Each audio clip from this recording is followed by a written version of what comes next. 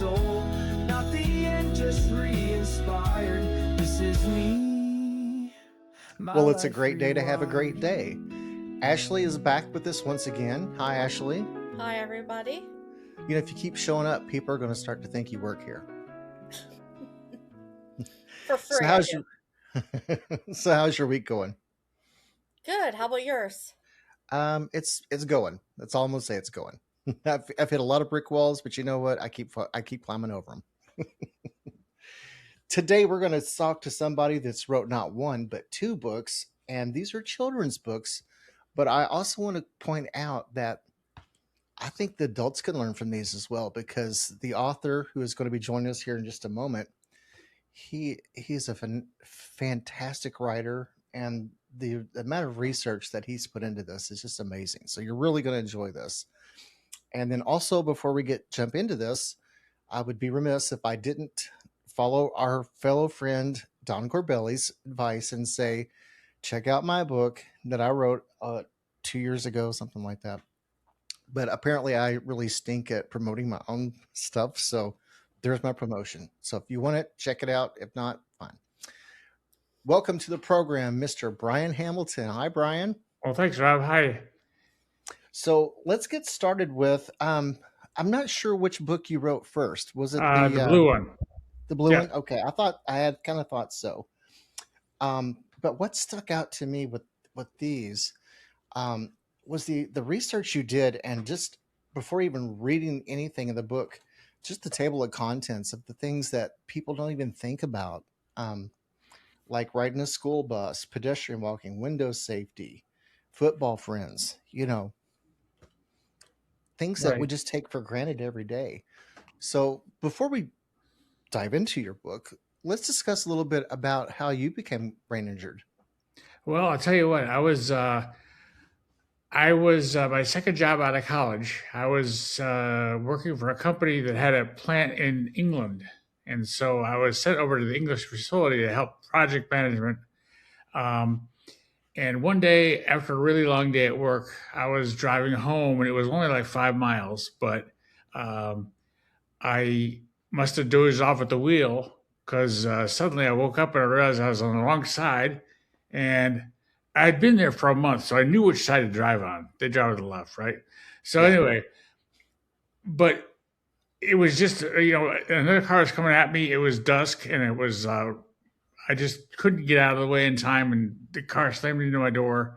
It basically stopped within about an inch of my body, and I had a severe brain injury, among other injuries.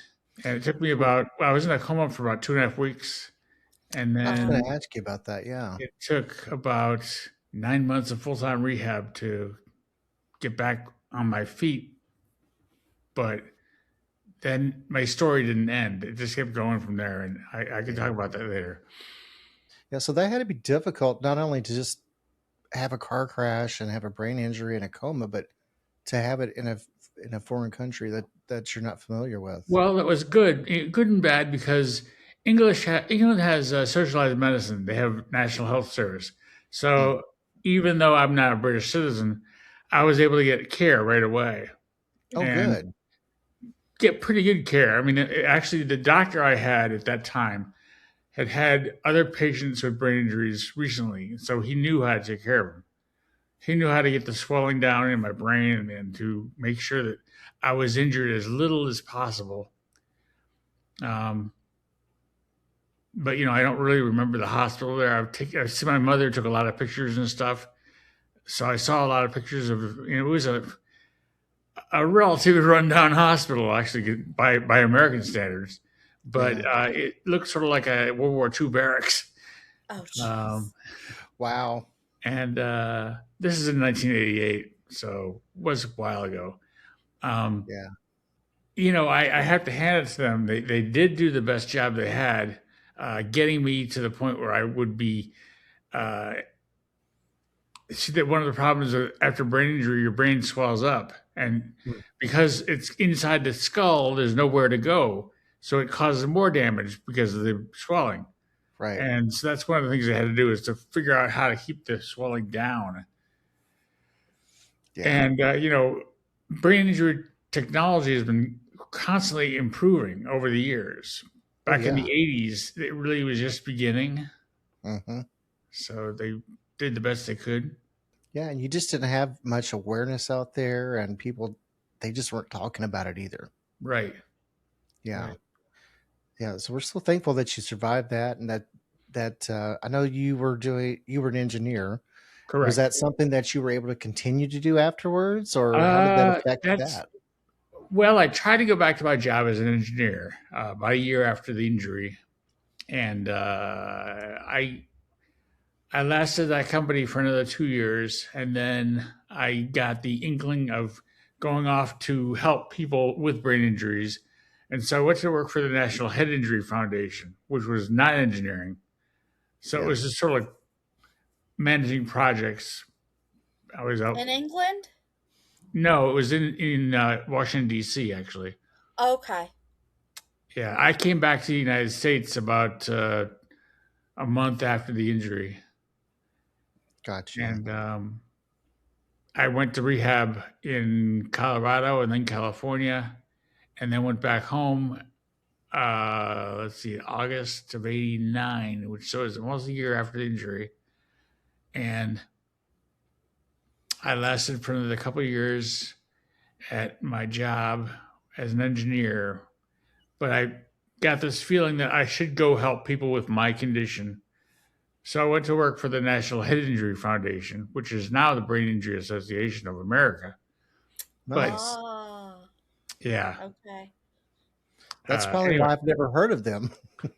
yeah, right. Well, NHIF was uh, actually founded in Massachusetts, and they moved down to Washington D.C. about a year before I started working for them, and then they eventually figured out that head injury is not really the problem. And I was always saying that head injury. What do you cut yourself shaving? It's a head injury. That's funny. Yeah. Brain injury is what we're talking about here. And so Right. eventually they changed the name of the foundation to Brain Injury Association to be appropriate. Makes That's sense. pretty. Yeah. Yeah. So now, are you still working with them, or have you retired? No. I worked with them for 2 years. Okay. And then I was starting to have living in Washington, D.C. was a little stressful for me. I've really never been a big city person. I've been Yeah. more of a suburban person. Right. Yeah. But I was having a lot more issues with stress. And so I decided to go to work for my uncle who lives in Tucson, Arizona. And that's a big world of difference from Washington, D.C. Oh yeah. And so then I went to Arizona and I started working for him. Now he needed me as a bookkeeper for his general contracting firm. And he said, "You're an engineer, you know numbers." Well, yes, but I don't really know how to bookkeep. Uh, A little bit of a difference there. yeah. So anyway, after about 6 months working for him, he started to discover some things that I was doing that were a little bit, probably because of my injury and Yeah. probably because I was having some problems. So he and his brother, my father, got me into the rehab program of Barrow Neurological Institute, which is in Phoenix, just up the road from Tucson. And so I was there for about a year in their program where they taught me to, they tested me and they said, you've got deficits from your injury that are really not, can't really overcome them. So we're going to recommend that you don't work for pay. What? And so I'm like, oh, because I always put my value as a person on how much I could make. Yeah, well, that was a big difference. Anyway, so they said to me that you've got to work as a volunteer and live off disability. And so that was 32 years ago. Wow. I've been living that Look way how ever far since. we've come. Yeah, but I've been I still volunteer at like 3 places now. I have volunteered over the years at about 15 different places, Oh yeah. both in Phoenix and here in Portland. Okay. Honestly, it's kind of the equivalent of what I was told in terms of you got to learn how to live with it. Right. There's nothing more we can do for you. They didn't Right. go as far as to tell me I couldn't work. Um, so just to hear that, is Well, the reason they told me not to work was the guy who told me that, in fact, was George Picatano, who was the head of the program at Barrows. And he tested me, and he was a big neuropsychologist. I think he died a couple of years ago. Anyway, but he said, if you want to go back to work as a janitor or something, you'll probably do that. But if you want to work as an engineer, you're not going to make it. Too much stress, too many things you have to keep in your mind going, and just we're recommending that you don't do it as a paid position because you're competing with people who have not got brain injuries. interesting. Okay. Yeah. Wow. Yeah, not great advice to give someone like that, because you're Yeah. not giving. First of all, you're not giving that person very much hope, and then you're saying, "Oh, you could do a janitor," but No, actually, that was I just inserted that. That was really nothing. You did not say that, but Okay. anyway, what it is really is trying to get you to have a better quality of life, Yeah. to be satisfied, job satisfaction, not being so stressed. I have friends who are working for big corporations, Intel, AMD, other compact computers, places like that, and they're stressed all the time. Yeah. And these are people who are in their early 60s, like me, and are just, they're nearing retirement, and they want to retire because they want to get out of the rat race. Yeah. And I don't feel like retiring. I don't have to get out of the rat race. Yeah. Well, you're doing great things with what you're doing anyway. Just Well, that's the whole idea. Is that I used to do this talk for Think First, which was here in Portland until about 7 or 8 years ago, and then after that opportunity ended, I decided I wanted to keep the word going to kids, and of course, the pandemic was going at the time, and that was pretty much what killed the program because you couldn't go out to schools anymore. That is something that I'm ashamed to say this, but I feel like we're all out there raising awareness to people that are doing things like what Ashley and myself do, but a lot of us are forgetting about the kids. Mm-hmm. Because Dawn, Yeah. she's teaching, but that's just to, the state she lives in. Yeah, and those are high schoolers. We're forgetting about the children. Well, the young kids that are getting on the buses and are playing on the playgrounds, and that's what I really like about this book. So let's start with Smarty the Brain and the Brain. Okay, Smarty the Brain. Smarty the Brain. Well, the way I got this, I was just thinking of, the way I got his name was just thinking about, okay, before I really put the book together, and I was just thinking about the character. I want somebody who's going to be smart about their choices. And let's see, Smarty. Okay, fine, that's a good name. I wanted to think, and of course, the guy could be a brain, so he's actually a little brain that wanders around. And I managed to get the publisher of the book, Archway. They hooked me up with a artist who could do the artistic. And I put together some original artwork, which I didn't like. It was like clip art, and they actually were able to draw some nice characters, I thought. Yeah, that's really cool. But and then I thought of different topics. I mean, ways the kid can get hurt. Okay, you could ride your bike, you could climb stairs, you could looking at the topics in here. Falls, Have a motor seatbelt in the vehicle car. accidents, sports. You have baby gates. You could put a battery in your mouth, and of course, I think I haven't that much, but or you could go down a slide. What are Yeah. kids going to do? They're going to play baseball. They're going to Mhm. play, snowmobiles, maybe, football, Mhm. Yeah. different ways. Playground safety is a big one for me because I remember when I was a kid when we had the metal slides. Remember way back Yep. then? Oh yeah. That's Ouch.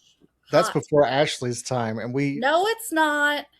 well, They okay, still had metal slides when I was growing up. I think they but still weren't have those them the kids? some places. Probably. Some Yeah. places don't care about their kids as much as we do, but Mhm. but I remember seeing kids fall off of those onto what gravel, Or and concrete. we or concrete. Well, I was going to say they had the merry-go-round. I think that's what they called it, where you got on and you spin until the Right. kids fly Right. off onto Hmm. the concrete.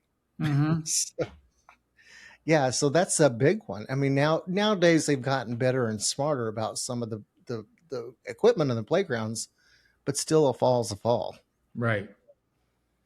Yeah. That's true. So yeah, so I didn't mean to cut you off. So No, it's we'll okay. go back to your point. Well, the whole idea of both books. I mean, I got done with the first book, and I think there's 10 stories in it, but I have other stories that I could add to it. And I started to think about maybe a second book. Okay, so I did, and I've got a little material for a third book, but I still don't have. I'm not really into writing it right now. This one is the one that really stuck out with me, the furniture tipping over, Yeah. Mhm. because let the camera come back up to me. Don't know why I did that. Because you think about it nowadays that this furniture are getting bigger and bigger and heavier. Mm-hmm. And you see stories all the time about things tipping over onto kids. And Yeah. yeah, it's horrible. Well, when we had our kids, before they came home from the hospital, I started to child-proof the house, Hmm. and that's one of the things I did was I basically screwed into the wall all the furniture that was like a shelf or something like that. Put a bracket on so it was held to the wall, literally. Yeah. And Although now, our daughters didn't climb at all, but who knows? They could have. yeah.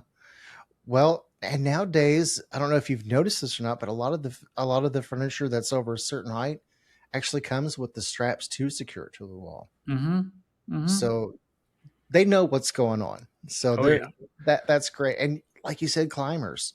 My wife was a climber. My mother-in-law told me stories all through our marriage about when they were living in this one house. You remember the trellises that were like wrought iron? They Mm-hmm. had little circles. Mm-hmm. Well, apparently she was a little daredevil, and she was like 2 years old, and she climbed all the way up to the roof. And her Wow. mom was in the kitchen doing dishes, and she heard, "Little girl, you're going to hurt yourself." And she looks outside, and there was Sheila hanging off hanging off the house. I used to Oh, break me and my sister out of the crib. Like I mastered climbing out of the crib and taught my sister how to do it. And then I like to joke that the reason why the shopping carts have the no children in the top part is mhm. because when I was a kid, my dad told me I needed to stay seated in that part of the shopping cart. Well, guess who didn't listen and fell out? Oh, wow. Yeah. You were a little bit troublemaker, Ashley. I was a little troublemaker. Yes, I was bad. So, And there's yeah. a lot of ways you can get injured that people just don't think about. Hmm. I mean, for example, when I was thinking about that I was reviewing my books and looking at the story about climbing the bookshelf, and I'm thinking, this is pretty rare. I think maybe not. Depends point of views. I don't know. I think it happens quite a bit, especially with people with toddlers.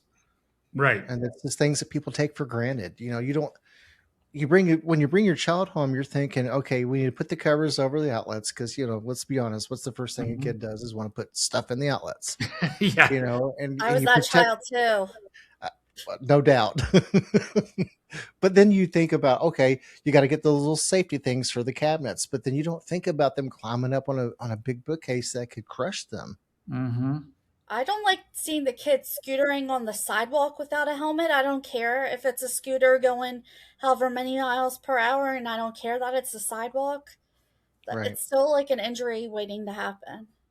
I see a lot of kids riding their bikes or riding scooters or whatever without helmets, and I've gotten to the point where I could just say, "Hey, you could get hurt," but then of course they're going to say, "Yeah, right, sure." It's really up to the parents to educate their kids about it, and that's part of the reason I put together these books with the intent Yes. of kids that are under 8 years old reading them, Yeah. because that young you're going to get through them before they start having these teenage, oh, Mhm. I don't care, Right. You make a great point because this is where I was thinking you were going with this, and maybe you were, and you haven't said it yet. But the kids that can't read yet, it's forcing the parents to learn as they're teaching the That's kids. true. That's true. And I think that parents need to learn this stuff first. The kids learn it then, either Hmm. from them or with them. And lead by example as well. Right. We were talking off camera about how the people were riding without helmets, and even the mom and the dad wasn't riding with the helmets. Mhm. So, Mhm. what message are you conveying to the children? You're conveying to the kids that it's okay to ride a bike without a helmet, but okay, it is, but you probably won't get hurt. But if you do, it's too late to put a helmet on when you're starting to fall. I wanted to know, because I'm still waiting for mine to arrive in the mail. Oh What's no. like the major takeaway from the books? The major takeaway is be aware of your surroundings and be aware of ways you can get hurt and avoid those. Basically, they're little kids' books. They're meant to be not terribly scary, but factual. Yeah. And unfortunately, I wrote them a little bit too like a medical text at some point. Yeah. I tried to maybe make them easier for kids to read. Yeah. That makes sense. But again, you're teaching the parents, and that's Right, big right. because the parents that are going to go, okay, and if I had, I don't have any kids, but if I did, I would read, and I agree there. There was a few parts that were like, that probably doesn't translate too well to a child. Hmm. But then as a parent, I'm going to go, well, what they're trying to say is, and then let them understand, Right. why it's so important to not be like that. So Hmm. I Well, think it's a great tool the way you've done it. yeah, Well, well, thank you. part of the thing is too, they thought that the reason I was susceptible to the post concussion syndrome, which is such a small percentage of people, is because they suspected I probably got a concussion as a child. So it was going through that childhood history of like injuries Right, and all that kind of stuff. right. So yeah, there were a couple falls, like I said, the shopping cart, but there was a Hmm. couple others that Hmm. could have, gave me my first concussion. And this in reality, as an adult was my second concussion. And Right. yeah, it's really important to know about these things And they say once you have early. one concussion, it makes secondary concussions later on easier to happen. Mhm. I was thinking about when I was a kid, I was probably 10 years old. I fell on a playground and I hit the back of my head. And at the time, it wasn't a big deal. But I remember seeing like a white flash, stuff like that. But Mhm. I don't know if that caused a problem later on when I had my bad injury, but might have. You never know. Yeah. Hmm. One thing I had forgot about, and I probably would have put it in my book if I'd have remembered. Um, but just reading the safety tips and all that was when I was a kid. I Hmm. remember my brother picking me up at a bus stop on his bicycle, and he Hmm. let me ride on the handlebars. The stupidest thing I could have done, but he was going fast to try to beat my cousin home, Hmm. and our driveway was gravel. Hmm. And as soon as he got into the driveway, he slams on the brakes. Well, guess where Rob went? I went Boom. flying head first into the gravel. Right, right. So yeah, I mean, you forget about those things. You do, but then, you know, they say if it doesn't kill us, it makes us stronger. Well, I guess so. We should be really strong. Yeah, really. Where's my cape? Yeah. Well, it's funny because it's been really hot here, and I'm starting to get like one of those barometric pressure headaches. Oh, So you were I talking about have a that. feeling like rain's going to be coming. Oh yeah, Mm-hmm. yeah. Rain comes in the afternoon usually. Here in Oh, Oregon, yeah. you usually get cloudy mornings and sunny afternoons. Now, So does the barometric pressure affect you? no, Oh, you're only in Lucky. very That's airplanes. I fortunate. mean, I saw Ashley talk about it, and she's like likening it to being in an airplane, and that at one Yeah. point I had really a hard time with that. I had to take these serious meds to keep me uh, clear before and after the flight. so I know the two characters in the book are Smarty and Moody, right? Right, and there's a couple more, actually three more characters in the second book. So maybe since people haven't necessarily read the book, can you talk a little bit about Smarty and Moody as the main characters? Well, I wrote the first story, which is Smarty the Brain, Hmm. basically as uh, a counterpoint between the two, Smarty and Moody. Moody is the bad element, and Smarty is the good element, right? So, I mean, I can actually read that story. It's only a page and a half long. Yeah, go for it, Okay, John. yeah, I'd Brian, love Okay, to hear it. I keep calling Smarty you the John. Brain. Smarty was a young brain in elementary school. He liked playing with his friends, riding his bicycle, going to the movies, and eating his mom's spaghetti. He was very friendly and helpful. Remember, this is written toward 6-year-olds, right? Mm-hmm. Okay. One day, while riding bikes with others, a brain named Moody pushed Smarty, who fell and hit his head. Smarty always wore a helmet when he rode, so he wasn't hurt, just a little shaken up. Moody thought it was funny and laughed. He never wore a dumb helmet. Uh, the next week, it was raining, and Smarty carefully rode his bike to school. His helmet was keeping him warm and dry and safe. As he pedaled on the sidewalk, he saw Moody riding too. Moody had no helmet, just a baseball cap. At a cross street, Moody darted out into the wet road. Smarty stopped at the curb just as Moody wiped out in front of a car. The car screeched to a stop just in time to avoid a crash. Smarty parked his bike, looked both ways, and ran out to help Moody. Moody, who had been almost knocked out when his head hit the road, and he was speaking odd words with a strange voice. A woman came up and said she was a doctor. She asked Moody his name, and he seemed to snap back into reality and answered slowly. After a quick exam, the doctors gave Moody out of the road. They heard a siren, and soon an ambulance came. The medical team took Moody to the hospital, where doctors examined him and found he had a concussion. His mom came to get him. Meanwhile, Smarty continued to school, but he couldn't stop thinking about Moody and wondering whether he would be okay. After school, he went to Moody's house and rang the doorbell. Moody's mom came to the door and told him that Moody was home, but his head hurt and he was resting. So maybe Smarty should come back tomorrow. The next day after school, Smarty was able to see Moody, who was very sorry that he had been so unkind by calling his helmet dumb. He asked Smarty to teach him how to be safe so he wouldn't hit his head on the street anymore. Smarty gave Moody many lessons on how to protect himself and keep his brain safe. They even discovered some safety methods together. This is why the two became best brain buddies. And that's the That theme that continues on through the rest of the book. Rob, you're my best brain buddy. Oh, Ashley, you're my best brain buddy too. Oh, shut. And now we can invite Brian to be our best brain buddies as well. Oh, thank you.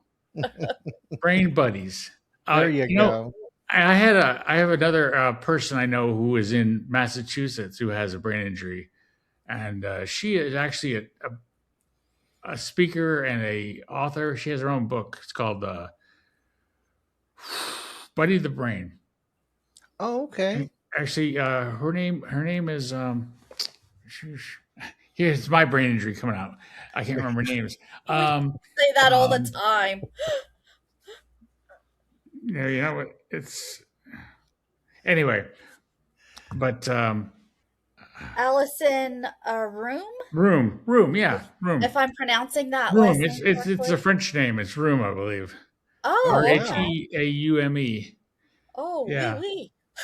But anyway, she reviewed my book and she said, "You know, you're telling people a little bit wrong here. You're implying that helmets prevent concussions. And I'm like, well, I didn't say that, but it is implied. And I did. There are 3 places in the Smarty the Brain book where it is implied that if you wear a helmet, you can't get a concussion, which is not true. Great. But it can But save your life, though. That's yeah. It's the risk big takeaway. mitigation. Yeah. Yeah. Anyway, Oh well. Everyone always nitpicks, don't they?